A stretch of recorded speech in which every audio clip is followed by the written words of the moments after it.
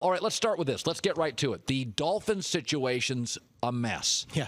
When did you sense it? When did you know it? How bad? Tell me stuff I don't know. You're inside the ropes. Sure. How bad is it? Colin, it's worse than what's being portrayed out there, and it's a situation of the best football teams have a clear line of leadership in the front office, right? So the Patriots, you know that Jonathan Kraft is the president on the business side. Bill Belichick's going to handle the football side. The Ravens, Steve Bisciotti's the owner, but he's got Ozzie Newsome and his guys on one side, and then you've got your Dick Cass and those guys.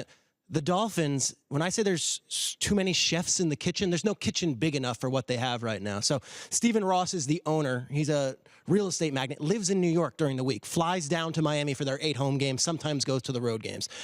He hired Mike Tannenbaum, who Peter King was talking about yesterday. Mike Tannenbaum is the former Jets GM. He comes from that world. He was hired as, the title is EVP of Operations. But they also have a team president and a guy named Tom Garfinkel. Now, follow me here.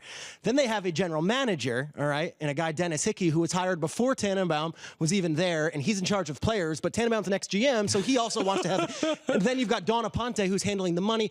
There's literally a list of 12 people on their org chart that all have leadership roles. No one knows who reports to who. No one knows who has the ear of the owner because they all have the ear of the owner.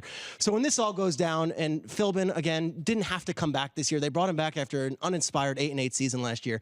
Tannenbaum kind of gets hired with the, I believe inside the circles, they say, he brought Ndamukong Suh to Miami. And this is what he sold himself on. He got in there.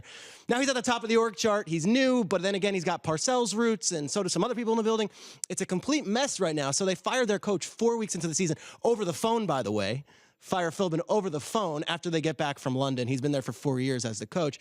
And now you've got all these different people coming in. So Dan Campbell, who's probably not qualified to be an NFL head coach, is coaching the team. And already you know what it is. It's that Rex Ryan rah-rah stuff. He's doing Oklahoma drills today, and he's talking about this. But if you listen to his opening press conference, Dan Campbell absolved all responsibility from the players.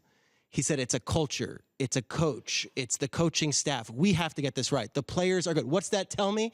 It tells me that, hey, front office, I'm with you guys. The pieces are right. It's just that we weren't being coached right.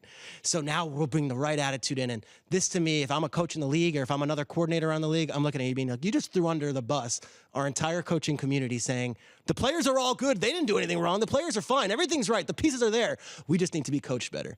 Personally, I think around the league, there are some heads being shaken and saying, what's going on there?